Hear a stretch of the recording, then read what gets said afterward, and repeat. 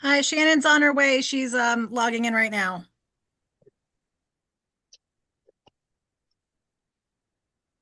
All right. Can everybody hear me at the moment? Yep. Okay, good. Super silent in my ears.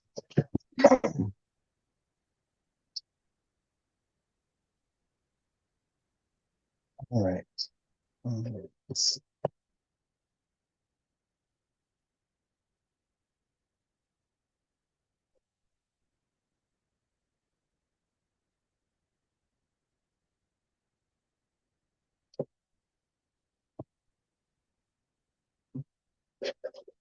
1 second. I'm glad I'm recording this so that everyone can see my lack of ability to turn the speakers up on this.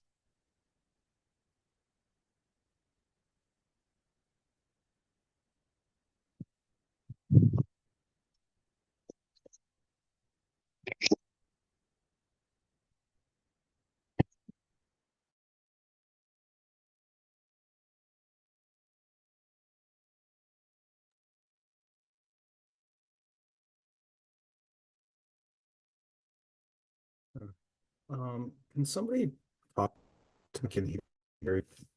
Hello. Could be anybody. Uh, can you hear me? Yeah, yeah. Hold on. Let me just. Your audio, you seem a little choppy. Copy. Just a little. So sources may have audio. Yeah, That your Still voice bad? is a little. It's How about better now, okay? maybe. Wow, sorry, folks. Give me a second. Technical days. Great. I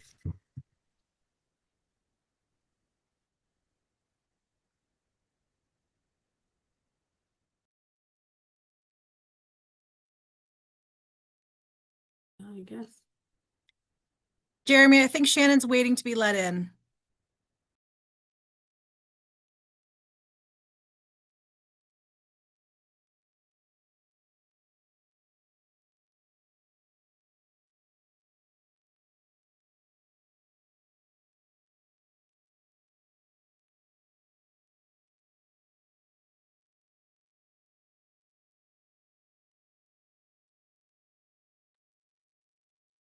I think we lost Jeremy.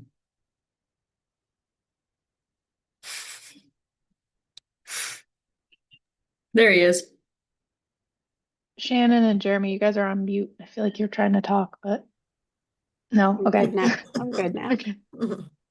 Caitlin and I are in the same space, so we're trying to maneuver, not blowing up your ears as we're muting and unmuting and all of that. Gotcha. Technology.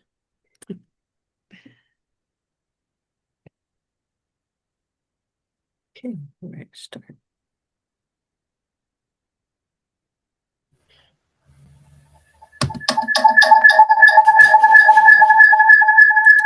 Uh-oh.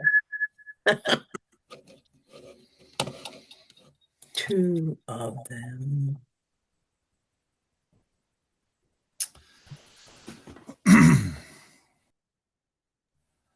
Hopefully this will be a little bit better. Does that sound better to y'all? Yes. Yes. Sorry about that, but that computer is being capricious, so I'll just move over to this one.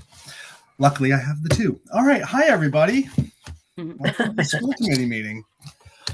All right. I'm going to start off this meeting, call it to order at 7:05. We're starting off with a public hearing according to our agenda on the fiscal year 27 budget. So I'd like to open up to anyone who may be here from the public who has any comments about the budget. So speak up if you are a public member who would like to speak.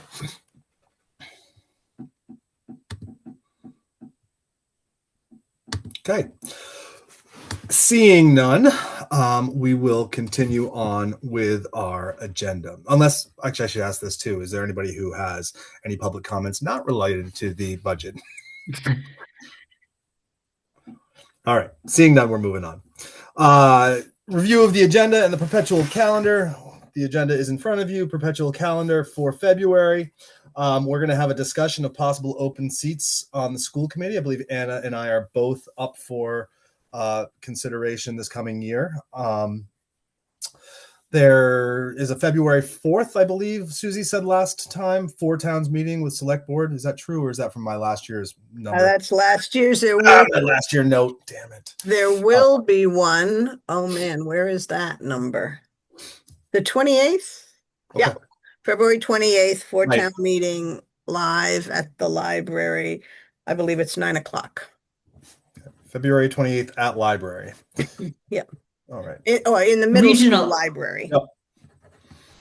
And we also, I just got the invite too from Haley that there's sort of a financial roundtable on the, I'm going to say the 25th? Monday, the 23rd. 23rd. There we go. So Monday, the 23rd. Thank you, Susie. And sorry. At 3:00 Yep. in our new library. So anyone is welcome to attend that. The only thing, and I'll probably send out a message prior to that, if we're going to have a quorum, we'll need to make sure that we post it. So maybe before the end of this meeting, we can talk about that and see who wants to attend and who doesn't, and see if we need to do that public posting. So I can do that next week. Yes, Shannon.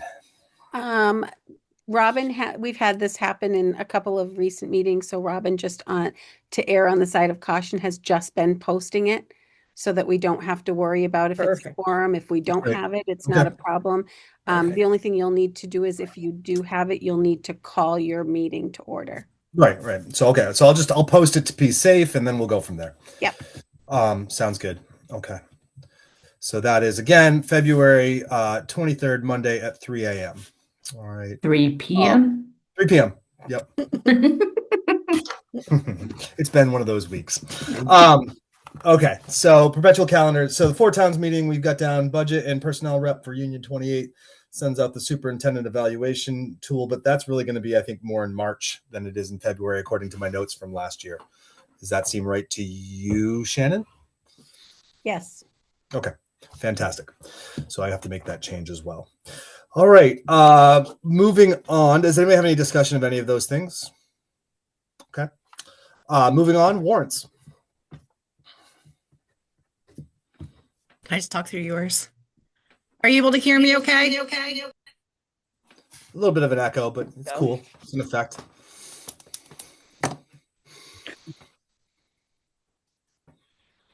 You're You're muted. Now we both can't- muted. Now Yeah. we can't hear you.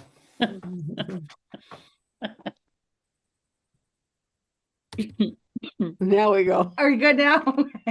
Now we can hear you. All right. Great. I have two for accounts payable, 3017 from February 3rd for $48,167.08, and 3018 from February 17th for $23,145.79. 2 payroll warrants, 316 from February 2nd for $91,345, and 317 from February 16th for $91,593.60. I don't have any gifts or grants today. All right. Fantastic. That was speedy as well. All right. Moving on. Approval of minutes from January 15th, 2026. So moved. Second. Second. Okay. Any discussion of those minutes? Okay. All in favor? My UI? Adeline, I. Heard I. Jack, I. Okay. So it is, I think, unanimous. I'm not sure. I don't think Nate is with us right now. I'm not sure who the 413 number is, but that's the 475 number, but I think that is not Nate's. All right. So unanimous amongst us. Unfinished business and updates. We've got the capital projects and building process. I think maybe because Nate's not here, I don't know if there's any update on that. Does anybody have any information along those lines that we could share tonight? No, does Nate, can someone text Nate just I'll to, check. I'll check if right he's, because we can always come back to that as well. Ian, are you aware of any updates on the capital planning projects? No. not from I know a that couple there's- weeks ago. Oh, did there you was- say Anna? Sorry. no, I don't, maybe she said Anne. The only thing that I know is that we have scheduled a meeting to go over green grants Okay. as far as I know. Let me double check the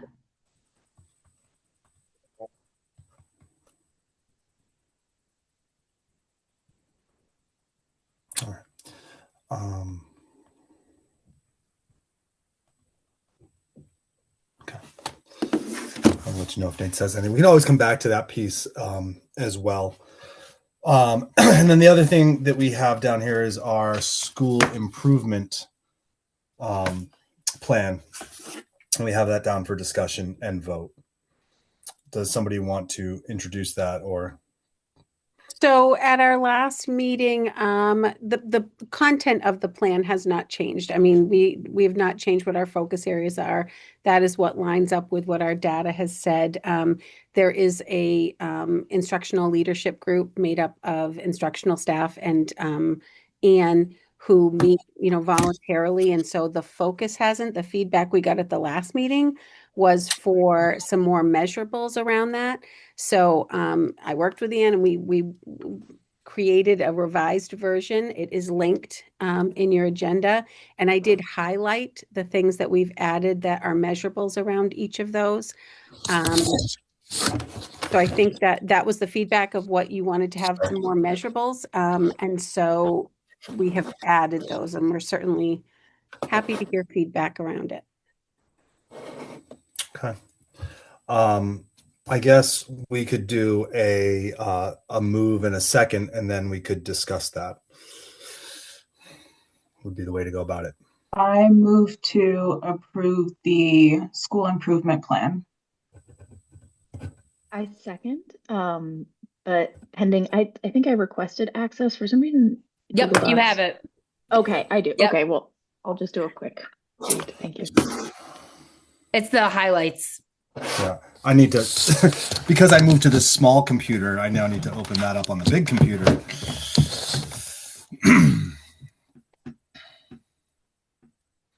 This should take a minute to peruse that, and I have not heard back from Nate yet.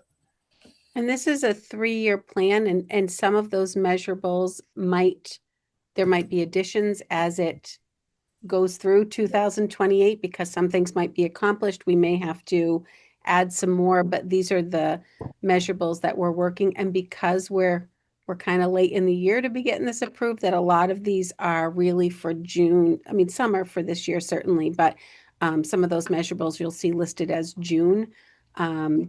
And we'll present an updated version of this again in the fall of next year. I don't have But that's why access you might- either. Just Yeah, not to Through be the annoying. agenda. yeah. my link is still saying I don't have access either. Oh, I'm granting it all right now. Oh, okay, okay.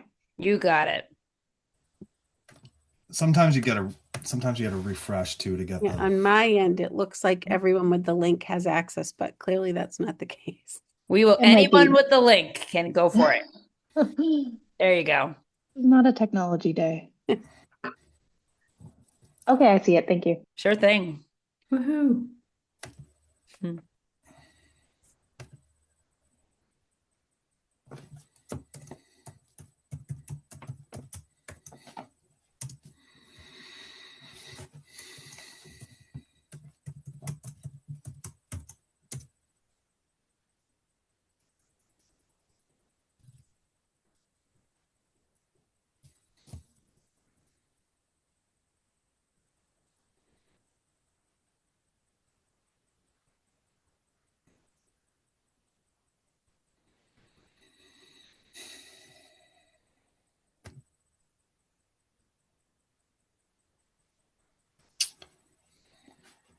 Give another minute or so for us to look these over. I just say I really like the highlighted areas that you've added.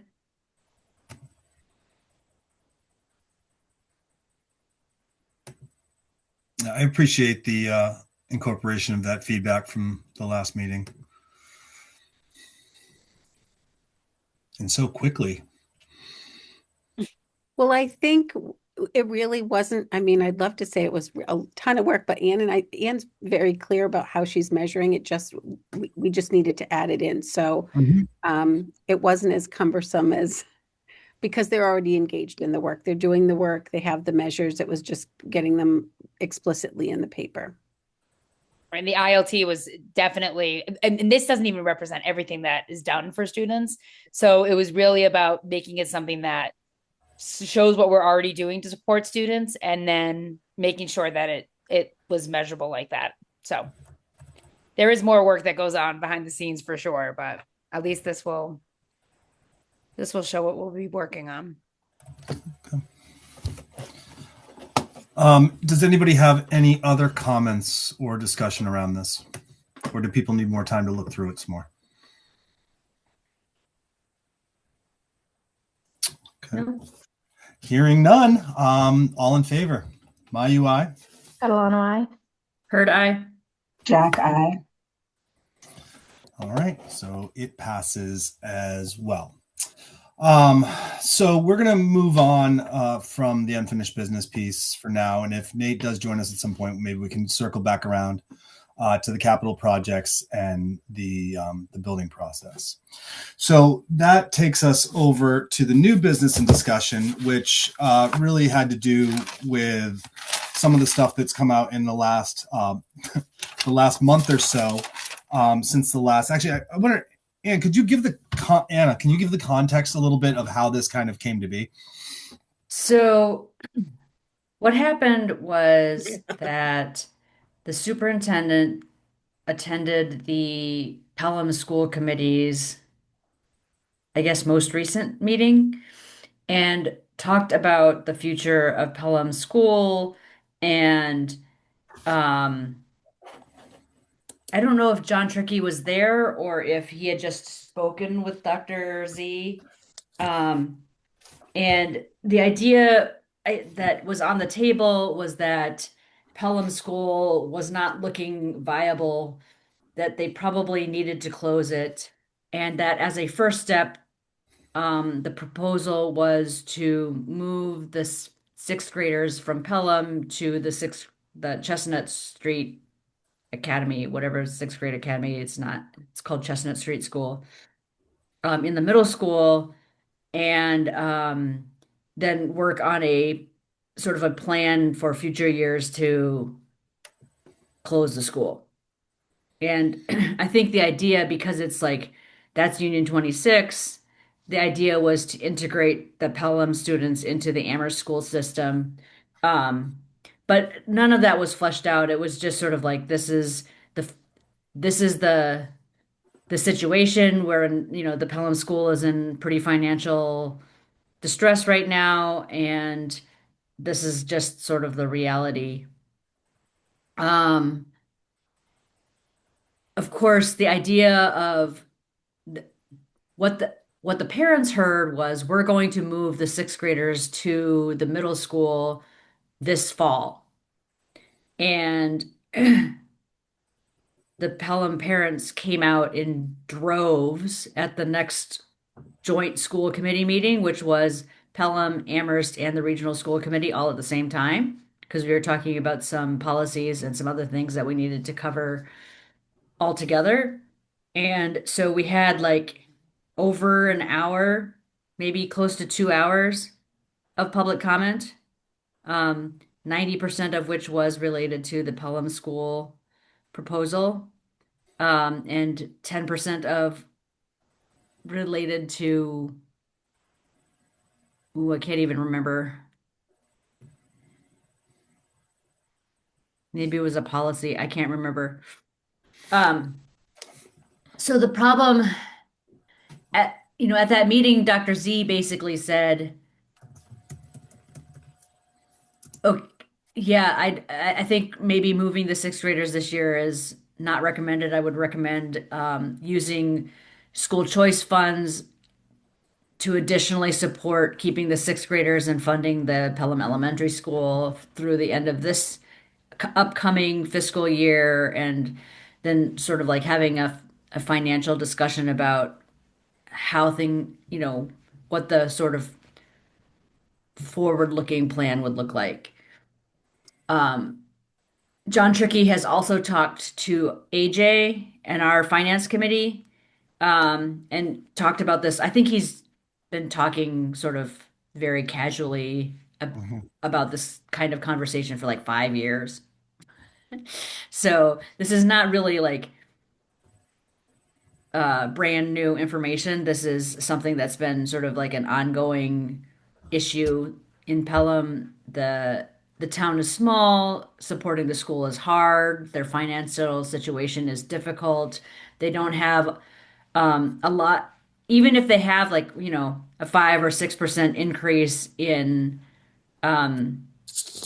growth in Pelham, that's still like a couple tens of thousands of dollars that adds to their budget. And like the increase over last year in their revenue for the town is like $130,000 total. And so now they have to take that $130,000 to fund the increase in the town's budget across the board. And if the region requires, nearly that much in a Pelham increase for their allocation, then all of their excess money for increasing their budget goes to the region, and none of it goes to the town, none of it goes to the school, none of it goes anywhere else. And so John Trickey was basically saying, any additional money that the regional school is requesting is essentially taking the money from the elementary school and moving it to the regional schools because they just don't have any money. And he apparently sent out a notice to all of the departments in the town saying, we are in a flat budget situation. Nobody is getting an increase over last year. So that's the situation in Pelham. I think the idea for Shutesbury is that there may be some opportunity for Shutesbury to collaborate with Pelham and to invite Pelham to send their students to Shutesbury. We talked last meeting about the idea of whether that could be done with a regionalization to regionalize Shutesbury and Pelham together, or whether it would be faster it would be faster and easier to just tuition them in with a tuition agreement. The tuition agreement also makes it a lot simpler for Shutesbury because we keep our school, we keep our staff, and we just allow Pelham students to attend Shutesbury. If we did a regionalization, then it's a completely new school district, and we have to essentially rehire all of the staff, as far as I can understand. There's some trickiness related to how everything would work and how the funding would work and whether it's beneficial. And so I think at this point, we're still trying to we have not yet had a meeting with all of the departments to talk about the potential benefits and drawbacks of moving forward with this. And so we're just trying to get there. Yeah, I think our last meeting, I mean, Anna went even beyond just giving us the groundwork of that, but there was a meeting briefly between the town administrator, some of the select board members, finance committee, Anna and I attended as well, to just kind of talk this over a little bit. And I think the one thing I want to be really clear about is that we talked about trying to come up with an idea of like what it would look like for us and what the options were, with an idea down the road of kind of approaching Pelham with like, look, we're not trying to force it. We're not trying to but like, this is an option that if it's acceptable, like this is an option that we should talk about basically. So really not like trying to be very cautious about like, we're not trying to like really we have to see whether it makes sense for us first off, and then we also like no, we don't know what Pelham students, what Pelham families would want to do anyway, and we don't want to be like, I don't want to be seen as us poaching people. I don't like, we just want to make sure that we know what we could do if that was what comes down the road, because at this point it looks like, I think what year did they say that like they've gotten a reprieve right now for at least the next year? At or least two. the next year. I don't know that there's any decision beyond fiscal year 27. Mhm. But And of course, the other issue that we have here, well, it's not really an issue, but like, Anna just pointed out that we could do the tuition in agreement, which is simple, but then the regionalization agreement would take a lot more of a process to do as well. And there's also for Pelham, there's the issue of, 50% or more of their kids are school choiced into that school. So that also would have to be, and there's really no telling for a lot of Pelham families, they might rather just go to Amherst. It's closer. It's not like who knows what they'd want to do, but we could put it out there as a possibility for them should that come to it. So we really just want to do our homework and see what that looks like for us and if it could be beneficial to us and all of those things. Really looking at the long-term longevity of our school as well and the financial issues that we're all facing this year that aren't really possibly going away. That there might be a way to be more sustainable together than apart. Katrina, I see your hand up. Yeah, you sort of answered my question. All I know about this is what I read in the Gazette, and it didn't seem like it was imminent from that, but it sounds like from this conversation, if it's not next year, it's the year after, that they're not. Yeah, okay. Okay. 6, 7. It really feels like it feels a lot like it felt very urgent at first. It felt like one of those things where like it almost felt like people were like, this could happen this year. And like, I was on the phone with Anne being like, is this even a possibility? What would this look like? Do we have the space for these kids? And then it really it did slow down. And I think it had a lot to do with John Trickey and people that were trying to get out ahead of it. But it felt like my first understanding of it was like, this could be like something that has to happen now. And it definitely is at least a year. It would be at least a year away at this point.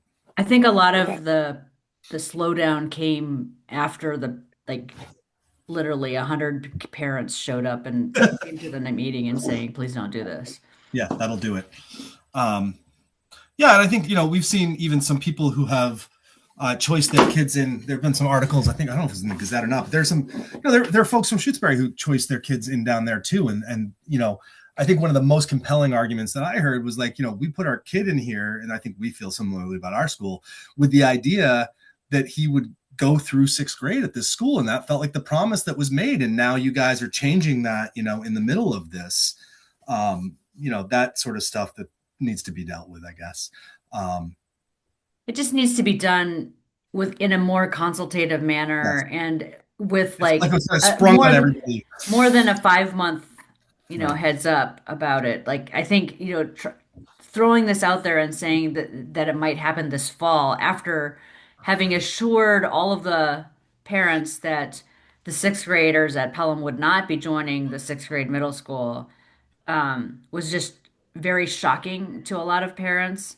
And I think that, as we move forward, if we start having these conversations about the next year, not this coming year, but the next year, rather than this fall, that gives parents some time to think and plan and talk to their kids and discuss how things are. It gives the school an opportunity to have a celebration for the 5th graders as well as the 6th graders, if this is likely to be their last year. But and being able to plan for how to transition into that next phase for Pelham.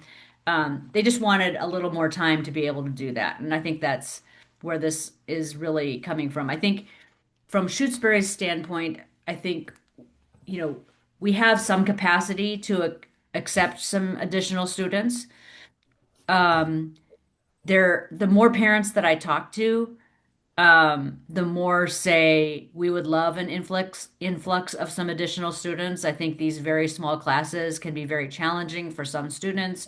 Whenever there is an issue between 1 or 2 students in the classroom, there is just no getting around it. It's just, it is what it is. It's in the classroom, and you can't put them in a different class because there is no different class. You can't try to find them a different friend group because there is only one friend group in the class. Like, so it's very different. It can be very challenging with a very, very small class.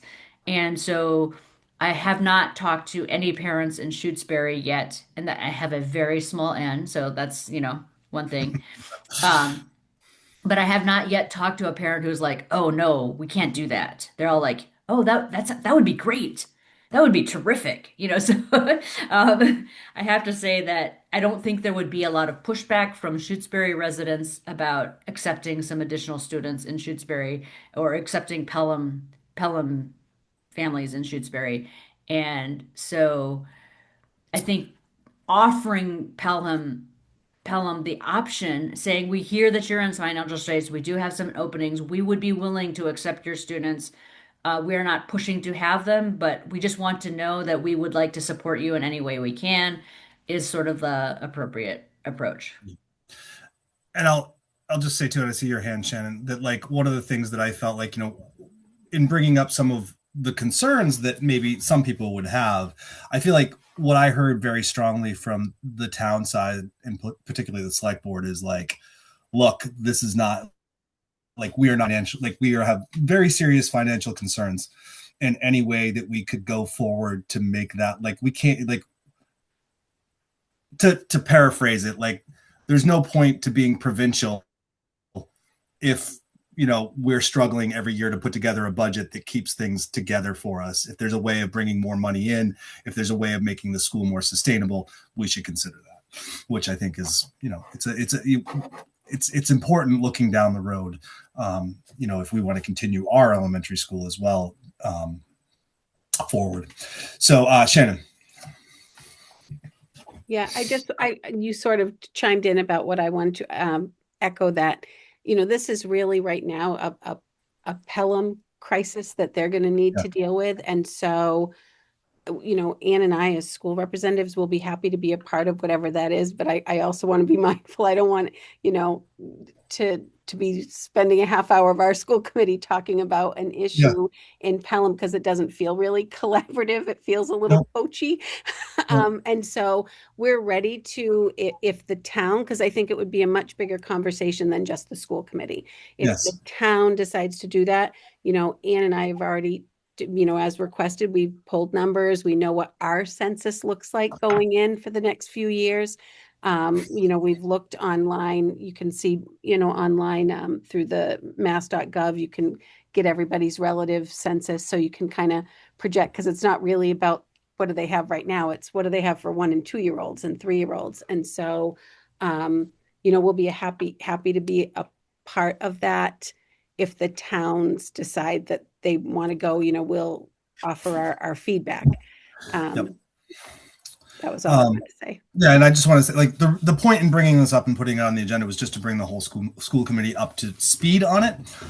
There is another meeting on, there's another, like, kind of town department meeting that was just scheduled today for February 25th, which is supposed to be sort of a brief follow-up. So I imagine we'll have another brief point brought up, for our next meeting.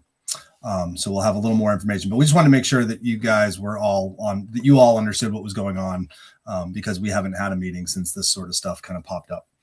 But yeah, I also think, to piggyback on you, Shannon, my understanding is really at some point, this is going to be the town administrators who need to get together and start talking about this and figuring it out long before we have to do anything around it at all. So that's, I think, the conversations that are going to be happening, if they happen, are going to be between town administration and they'll trickle on down. So thank you. Does anybody have any other questions before we move on? I feel like we comprehensively kind of covered it. Okay.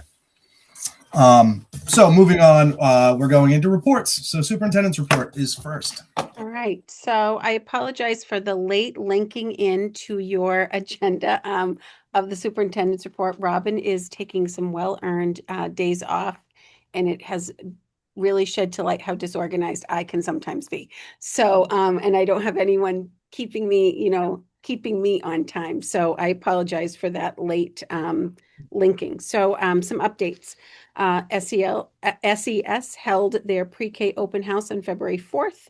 We're excited about the excitement and interest in our early childhood programming. We've been working with Children's Network Director Gillian Bodine to coordinate our open houses across all the Union 28 schools to support family needs as given by input gathered on various CNC sponsored events. One of the things that came up is families need to make decisions about preschool because it falls into a larger conversation around childcare. And that doesn't always fall on a school calendar. And so trying to be responsive to that need that we've heard from our communities, we've been booking them earlier so parents can make those decisions earlier. The kindergarten open house will be held on March 4th. SES hosted the Union 28 Schools for Our Common Jobs yesterday. And Anne and Laura did a great job in getting that organized and hosting all of the school members of Union 28 and teaching staff for some PD. And that's not easy to coordinate all of that in one building. So they did a great job.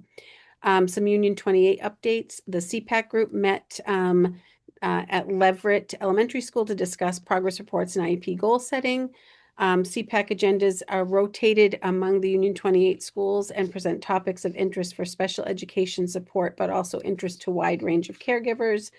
The group is open for all Union 28 families. I think they had a recent cancellation of CPAC, but they are rotating there so that we're getting to having something local in every community. Joint Supervisory Council met on January 12th and passed the U28 budget for fiscal year 26-27. Caitlin presented a 411 regarding how school budgets work with a specific emphasis on the intricacies of a union budget. It was very well received. And Caitlin actually did some presenting for MASBO because school business leaders around the Commonwealth do not understand how union municipalities work for budgeting. So that was, great for Caitlin, and it was very informative. I got a lot of great feedback from people who were at that. I recently attended the winter meetings of the Massachusetts Association of School Superintendents in Marlborough. The theme of the meeting was Steady, Strong, and Strategic Leadership. The keynote speaker was Dr. Miguel Cardona, the former Secretary of Education under the Biden administration. There was also breakout group work around rural school funding and advocacy efforts on sustainable funding for our rural school districts. MASS is working to support district leaders in their advocacy work. Superintendents from rural communities will convene to discuss plans for the 2026 legislative session and strategize about securing additional support for rural schools and districts. There'll be every year you get a notification from MASC about the Day on the Hill, and that's really going to be important that rural schools make their presence known both through administration and community members about when rural schools that are significantly underfunded are not, and I know I'm preaching to the choir a little bit here, when we have a cut of $6 million that is spread among those schools, that's people. That's programming and equity for our students in rural schools. So advocating for restoring some of that funding is, it's going to be a quicker solution to our fiscal needs than looking at the Chapter 70 formula. The Chapter 70 formula does need to be reviewed, but that is not going to be a quick and timely process. And so it's really important that we're advocating around anything to do with rural schools and that funding. We will be we are in the process of rolling out our new social media platform, and we'll be sharing information with stakeholders. That's all been sent to the schools. I'm not sure if each school has sent it out yet, or some are waiting until right before the break. But we're focused across all the union schools about improving communication through a couple of venues. One, improving our website, focusing on ADA compliant communication. There are some significant changes around the requirements for communicating in an ADA friendly way. Because we're a small entity, we got kind of an extension of that, but we're in the midst of trying to make sure that we're compliant with that. And also increasing our social media platform for communication. We're not open to having dialogue over social media, but to not use that as a form of communication doesn't best serve some of our younger families who get information that way. And so trying to be more proactive with that. If you are curious, you can like us on our Facebook page, Union 28, Irving, Leverett, Shutesbury, New Salem, and Wendell. Some legislative updates. There's right now the act to provide a sustainable future for rural schools, which was sponsored by Senator Comerford, has been referred to the Senate Ways and Means. And that's all I have for tonight. Thank you, Shannon. Any questions for Shannon related to her presentation? Yes, Susie. I just want to add that the ruralschoolsma.org has updated their their page so that you can connect with the joint House and Ways Means Committee. And there is a video of Joe speaking at the Senate and getting one of the bills that was out there, not the one that we are working the most for, but one of the bills that wanted to have early literacy requirements. She got it amended to say you need to deal with rural schools funding these kind of legislation, and that was her amendment was adopted. So there's so many ways that we have to address this, and that she is doing that work, but you might feel inspired by listening to her, and then you can send out those emails again, this time to the Ways and Means Committee. And I looked into the representation, and on the House has 35 members. One of them was Natalie Blais. Oh, that goes away. So all of those rural towns are not represented.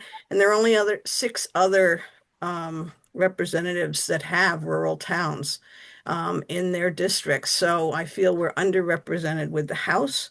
The Senate has more people representing rural communities, but it is very clear that we're not heard. We are pretty far away from the center. And so every voice that comes from out here helps inform them of where we're at. Thank you. I know that the petition that was going around was coming back around again. They're looking for another 800 signatures, and I'm pretty sure that most of us are signed into it. But if you have if you know other people in other districts or other unions or like whatever, you can pass that along. I know some schools are a little squeamish about that. I know Tech's lawyer encourage the administration not to sign on to it, which seems a little ridiculous to me. But that's another place that if there's anybody who you look down that list and you don't see their names on there, that you can forward it to, would be great. I imagine anybody who signed it did get that email this week. I can also forward it back out. So great, Caitlin. That brings us to you, Director of Finance and Operations.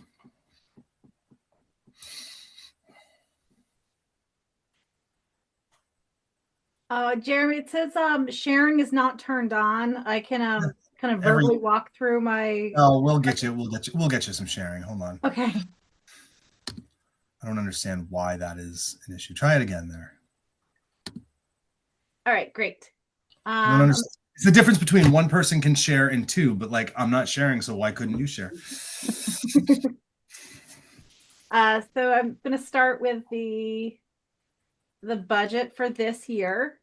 There hasn't been any catastrophes that have really kind of killed our budget this year. We know that we had some additional special education expenses, but it looks like we can manage within the budget we have the tuition with some excess IDEA funding from last year, some circuit breaker, some IDE funding from this year, and the budget we had, we should be okay. Transportation is going to run over. That is line, where am I? Line 39. But we've had some other adjustments within the budget that will keep us afloat. So we are looking pretty steady and hoping that the boilers and roof and anything else that could just fall apart on us won't happen, or it's not even the falling apart, it's the needing back to back $20,000 repairs that can be kind of crushing. So the budget is looking pretty good right now. I have the next item is is it sharing the budget now? Mhm. Great. So we had a public hearing earlier. We had our meeting with the Shutesbury Finance Committee. It has had a vote on preliminary adoption. Unless there are any other changes you'd like to make and bring it back for final adoption, you can, if the school committee decides, they can decide to vote on it tonight or at the next meeting in March and still meet the timeline of town meeting. But this is that overall increase of 6.32%, which we know would have been about 3.88 without the unexpected increases. And we did have a really good conversation with the town finance committee about the struggles we've had this year with the budget. Leah? I did have a quick question on the FY26 budget, but I can send you an email about that. For the FY27 budget, I feel like I've heard you mention this figure before, but I'm not sure I've heard it for this one. Have you had a chance to look at, for this increase, what the impact on taxes, for individuals in the town would be? I have not. I'm not sure how I would do that, what the town is planning for their other departments and what their overall budget is.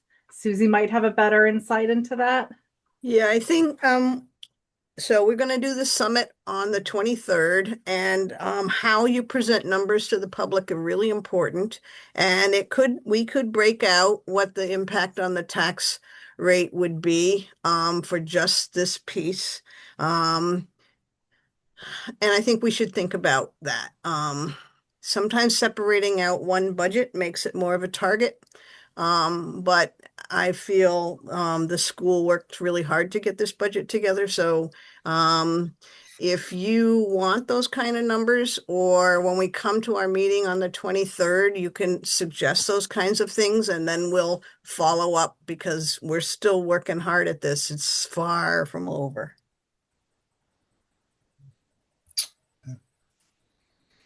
I have a question, Caitlin, which is just, is there any benefit? Like, I know last year there were a couple of like late changes. Is there any benefit to holding off a month to do our final vote on this? No, I mean, so I've seen budgets vote for final adoption in February and then possibly if things change, make an amendment in March, or don't do a vote until March and have that be the final vote. It's an even last minute amendments, that are not spontaneous meetings, but meetings that for only one item if an amendment needs to be made. So I think with a March school committee meeting, Susie, when's the annual town meeting? Is that the first week of May? Second. No, let me see. Second. It's the 9th. Is that the second one? Yeah, The second 9th. Saturday. So your next school committee meeting is March 19th. Mhm. I think that meets the calendar for town meeting for May. Okay. Probably. Well, I just wanted my question was just more like, should we hold off because there might be something that would have to be added on. I think you answered that question. So, yeah, I'll put it to the committee. What do we do? I move to accept. Thank you, Katrina. Do I hear a second? Second. Both of you, okay. So all in favor, Mayu, aye. Adeline, aye. Heard I. Jack, I. All right, thank you very much. So that is passed, and we are good and well within our timeline. So thank you very much, Caitlin. Is there more that you had to discuss? Thanks. In my director's report, one of the school budgets explained, which was the presentation I gave to JSC last month. Comparison between municipal and regional school districts, which I gave to MASBO. And then the last two are from MASBO presentations I've been to recently. So one is the Massachusetts Taxpayers Foundation, the new fiscal reality. It's incredibly dense, but has some really important information about it, especially if you are wondering what the town is doing with our taxes. It does feel like I can't remember the official name, but the millionaire's tax. They're saying that it's overwhelmingly going towards education, but the way that they embedded that was into the Chapter 70 funding the the SOA, Student Opportunity Act. Student Opportunity Act, and which we don't really reap the benefits of at all. That's going mostly towards gateway communities. And then the last is the DESE. So Robert O'Donnell gave a preliminary FY27 Chapter 78 and charter reimbursement. So just, good beach reading if you've got time over vacation. But just some resources to link in my report. And that's all I have. Okay, thank you very much. Any further questions for Caitlin? All right. So that brings us to the principal's report. And brings us to the principal's report. And go ahead. All right. Good evening. Our numbers haven't changed. I think Shannon did a great job on our SIP update. Just a big thank you to our volunteer instructional leadership team, of course, to Shannon. And I'm feeling really confident with the SIP that we have. It's going to take us through the next 3 years at least. As part of planning for the school improvement, we've been analyzing the effectiveness of instruction as measured through data points that include our student performance on classroom assessments, benchmark assessments, progress monitoring, MCAS, classroom walkthrough data, and individual teacher feedback. Steps for improving our instruction include developing a curriculum pacing guide, which we are actively doing now, piloting some new EL models, and ongoing professional development.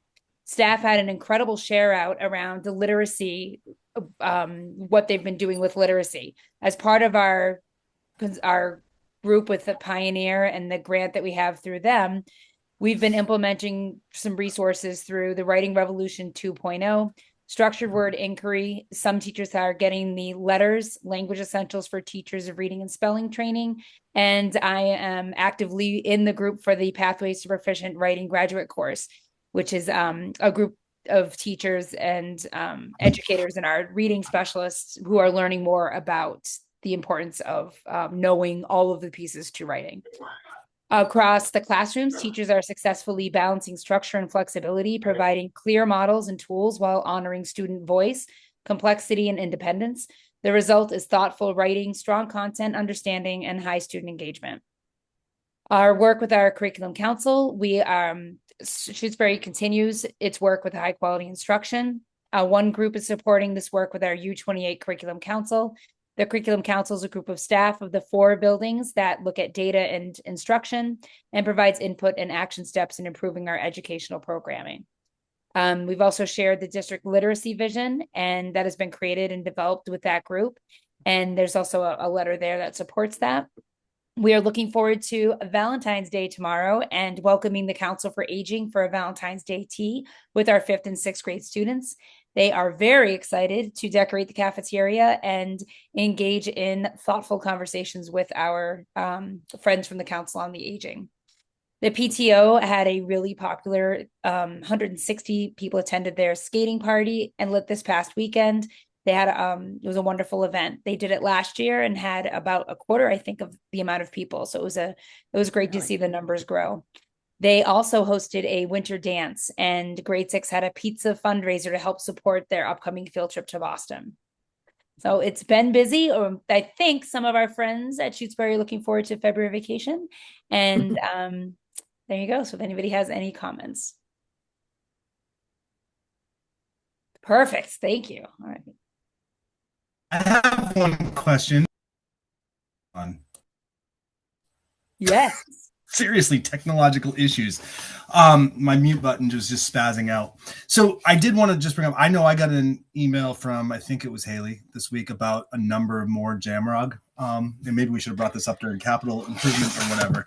A number more Jamrog invoices. And I just wanted to check in about how and what our thinking was on that. Is that something that we're passing off to the capital planning? Like what's going on with those invoices?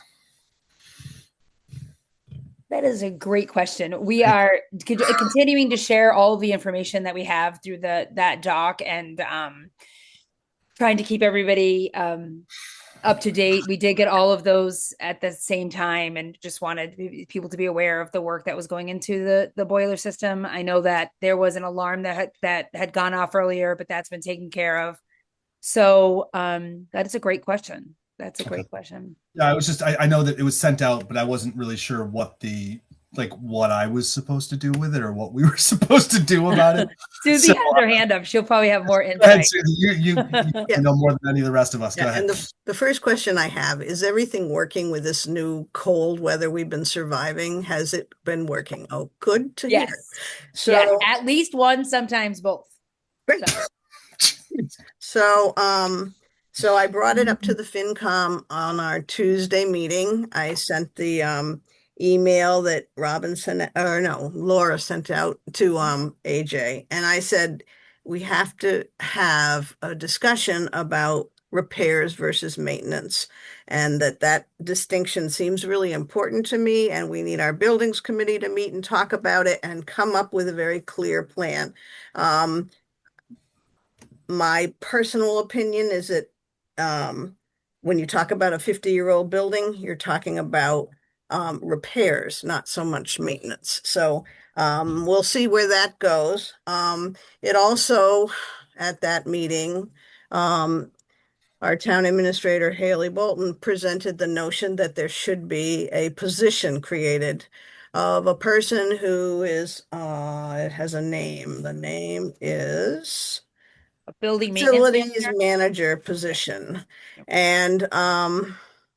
And so our committee heard about this on Tuesday for the first time, and it said, well, a new position in town starts with the select board. So it's on the select board agenda for the 17th. If people have anything they want to weigh in on, that is on their agenda. You can, and that is just the very initial round of thinking about a person who's aware and pays attention to the systems that are in the new library, the old library, the town hall, the highway, the fire, and the school. As someone with knowledge about systems and then can push buttons when they need to, call this person, call that person. They did not create their preferred vendor list yet, so that might be a job that that person would take on. And there might be another way to approach this, but this is what's come up recently. And it came up really from the kind of work that the school had to do to get the boiler running. One other person on the FinCom suggested the idea that that could be a shared position with another town. And then that led to how do other towns do this? Especially small towns without, a big staff, a maintenance staff that goes around. So it's in the beginning stage to be thinking about it. There's plenty of reasons to support it. The position, I think, was like $75,000. And in this budget that we're trying to manage, that's like, that won't work. So, so there's a lot of thinking to be done, but it does seem like it would, is a need that's clear. The new library has a lot of systems and somebody has to learn all about them. They have a year's warranty on that building. I think it was 1 year. And those people that put it in will come, but that would be a good time for somebody to learn what those are, those systems. So I don't know how that will pan out. Let me just see if there's any other pieces on that note. Oh yeah, the other one I wondered. So actually, if the school wants to take a first step, it could submit those to the finance committee, those repair bills. That could be part of the step. And that was 8,000. I was just adding it up right now. I got it here.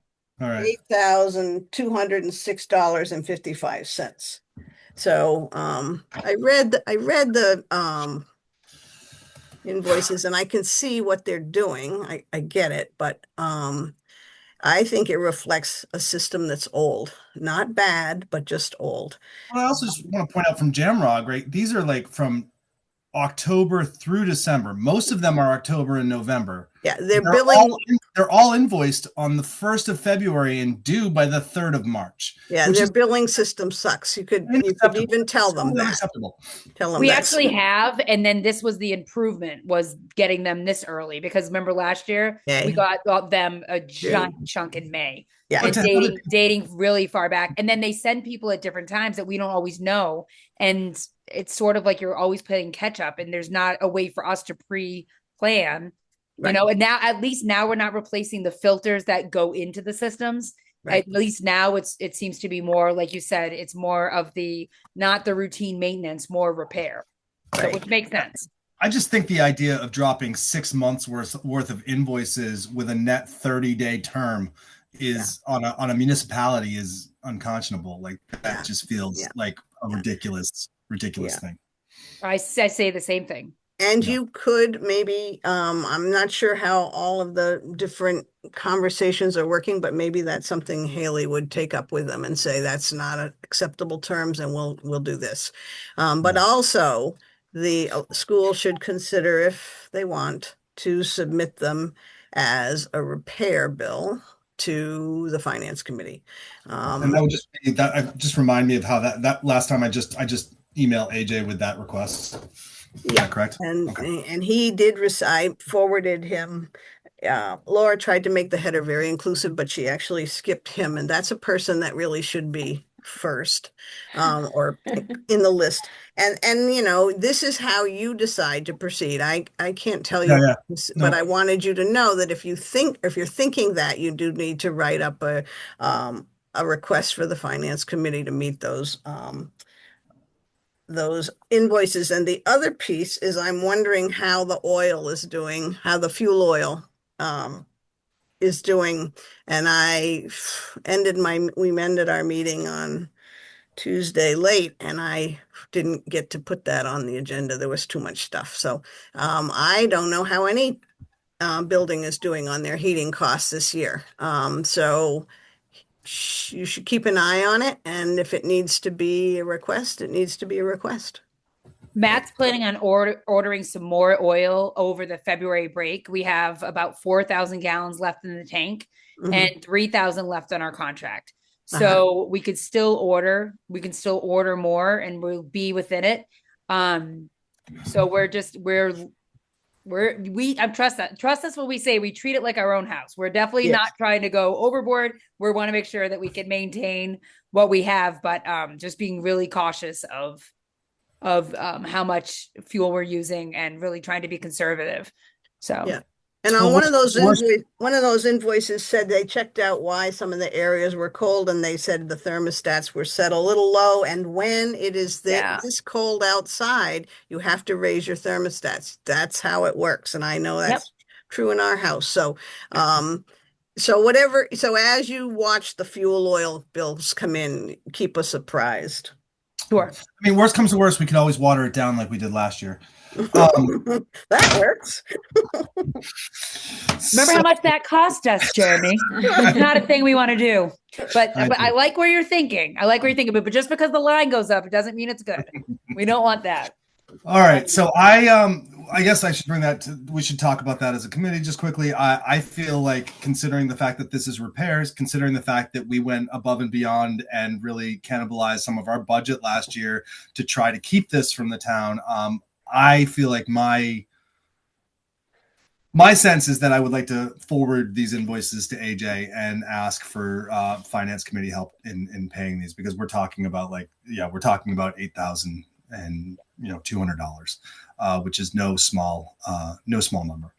So does anybody else on the committee have thoughts about that? Yeah, Anna, go ahead.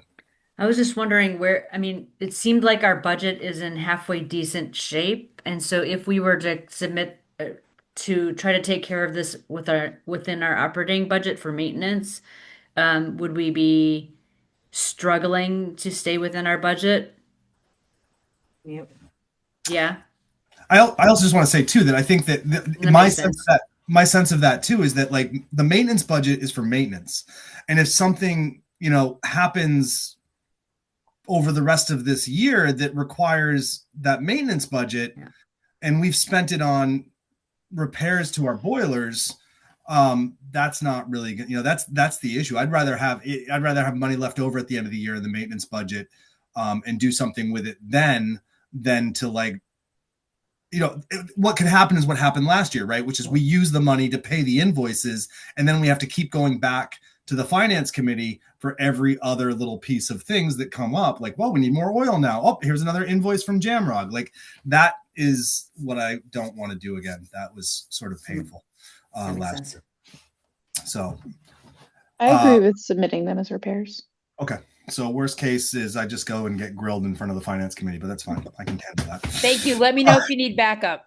Oh, it'll be fine. It's just some people on that committee know a lot about systems. All right. So moving on, we are going on to the Amherst Pelham representatives report. Anna. Oh,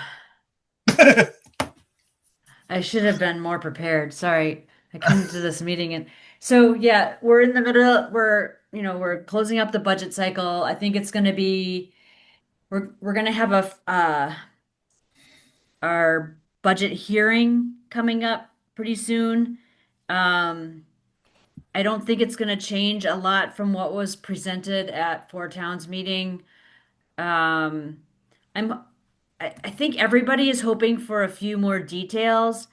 Um, and then when we present a budget that has like $2.8 million in cuts, I think we really need to know how those cuts are hitting. And it's just not quite good enough to say, yeah, that's going to be 28 FTE. I think when you're trying to figure out whether you can pass this budget, people want to know which 28 FTE are going to be affected. And so hopefully we'll get some more details on what that might look like. We got an update on litigation and complaints, which is always fun. Um, and needless to say, we still have some. I'm hoping to see the day when we don't have any current cases going on. And like what's frustrating to me, and I can't talk about any specifics, but what's frustrating to me is it seems like um, I think this is true with all legal issues.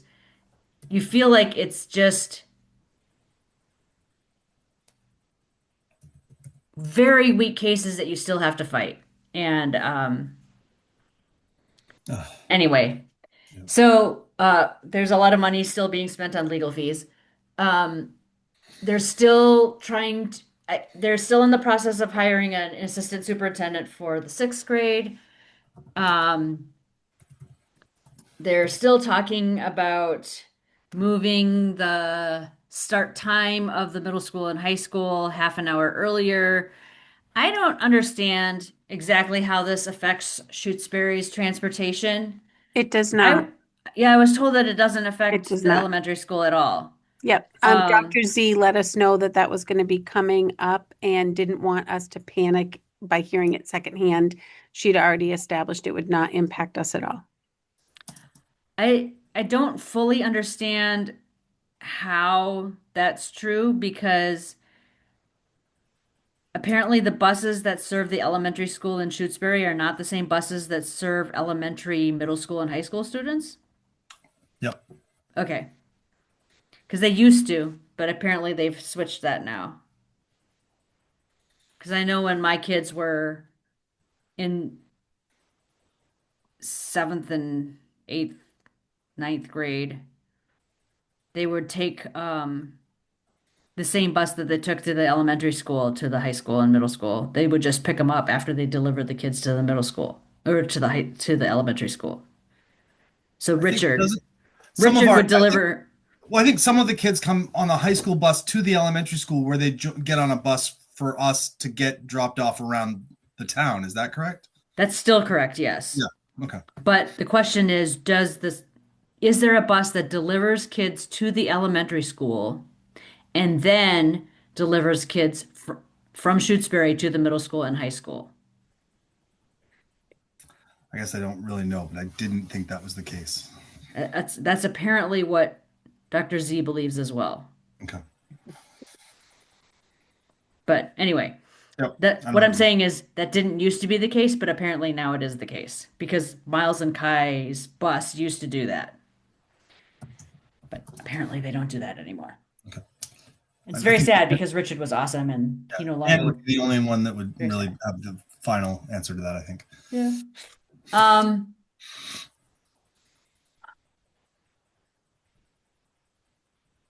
I think that I can't think of anything.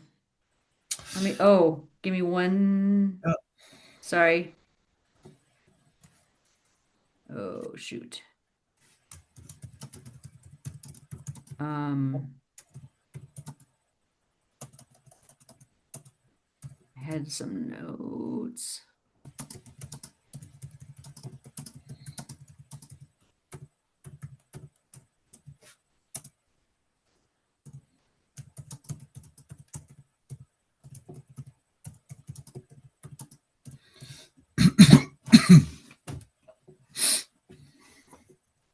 No, that's basically okay. Yeah. Question The from latest. Susie, and then I have a question as well. Go ahead, Susie. My question was at our meeting on Tuesday, AJ's understanding was it looks like the regional budget will be working towards the $2.06 million cut. And we all agreed that, yeah, that would make our life simpler, but that's also before the parents hit the airwaves and the press and the hearings.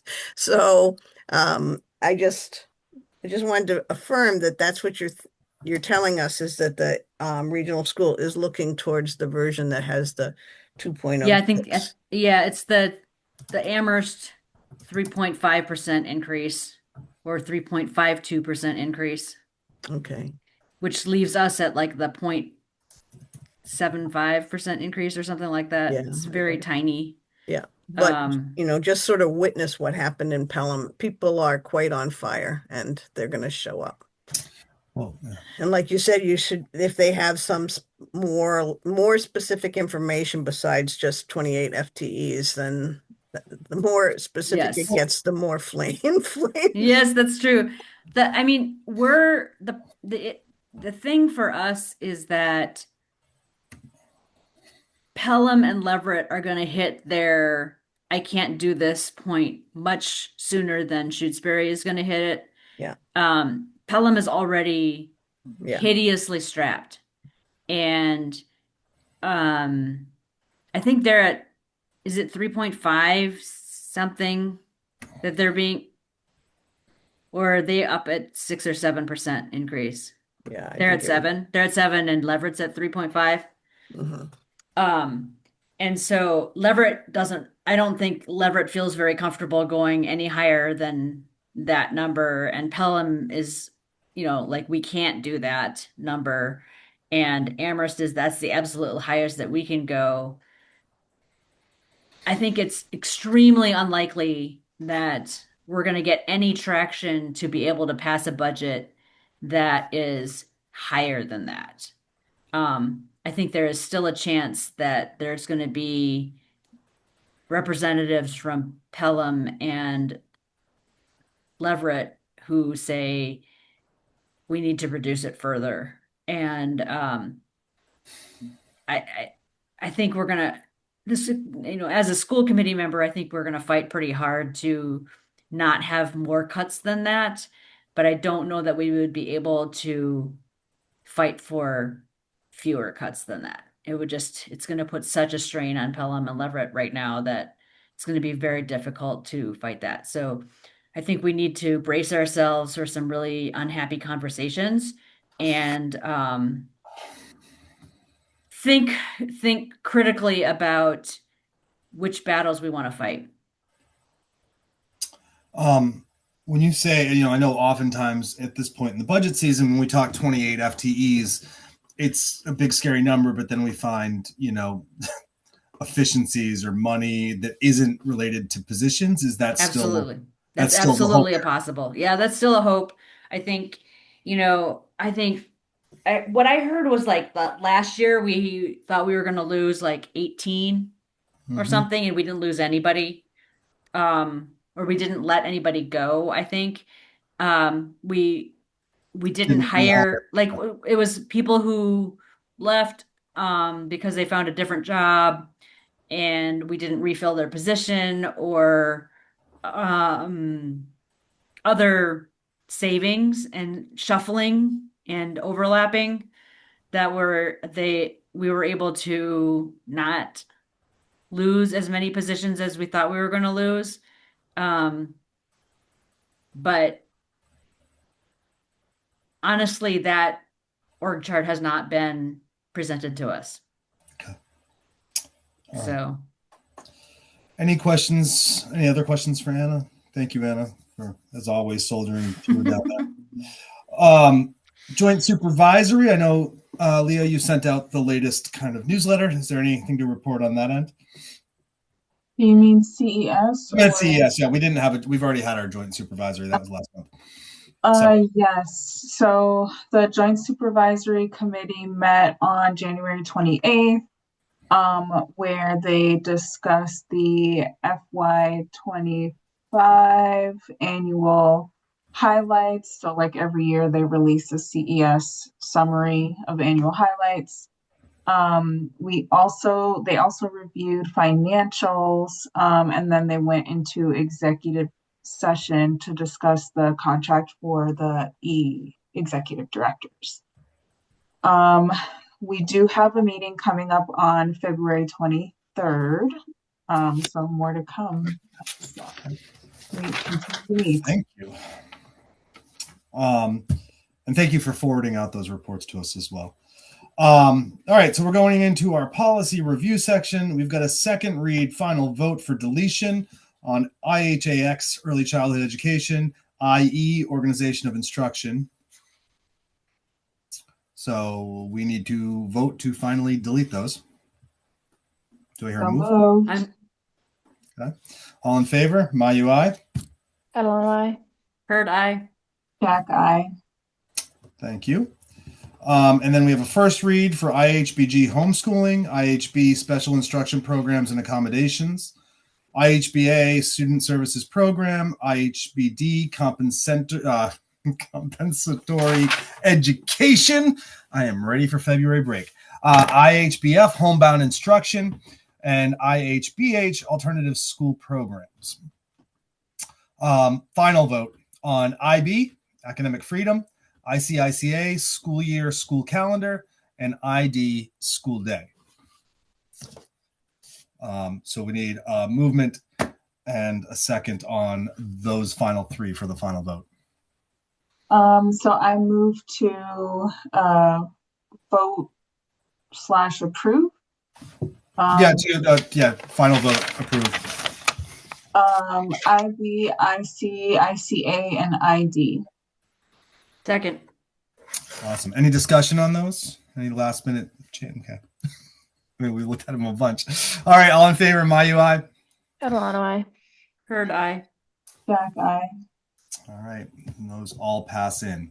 All right. So one of the things that I'd mentioned on the perpetual calendar, and those of us, I think it's Anna and I, who have right now on this committee, we're all on 3-year terms. We're all on various staggered places, but there are 2 seats, mine and Anna's, that are up for re-election this year. I have decided over the last couple of months that I have to bow on it. I can't run again. I have too much on my plate, and I feel like I'm struggling to kind of keep all of the things up. So my seat will be open, and I want to encourage you guys to think about people who might be able to step up and fill in. I know that this next couple of years are going to be full of challenges, and there's a small part of me that feels bad about missing out on some of it. But I honestly, I need to turn my attention elsewhere over the next couple of years. So, yeah, just be thinking about people who might be able to, who you might consider endorsing to run, or convincing to run, or cajoling to run, whatever that might be. And Anna, I don't know what your intentions are, but I just want to make people know mine. Yeah, I think my husband would love if I would just not try again, but I feel somewhat compelled to run again. Just I think my kids are still in the school system, so I probably will. Okay. I might come back again at some point, but I think I just need I need a couple of years to focus elsewhere right now. So, all right. So we have coming up our next meetings are Shutesbury Policy Committee, and the next school committee meeting are March 19th. Budget and personnel, I think that says to be announced. Union 28 joint supervisory will be March 16th, Monday, March 16th. Are there any other future agenda items that we want to add into next month's agenda that we can think of right now? Okay, let's move to adjourn. I move to adjourn. A second. Thank you, Katrina. All in favor? Mayu, aye. On Heard I. Jack, I. Wouldn't it be funny if like Leah at the last minute was just like, wait, No. I'm not ready to adjourn. All right. Thank you Not all. funny. And we'll see you next month. Bye, guys. Bye. Bye. Bye. Bye. Bye.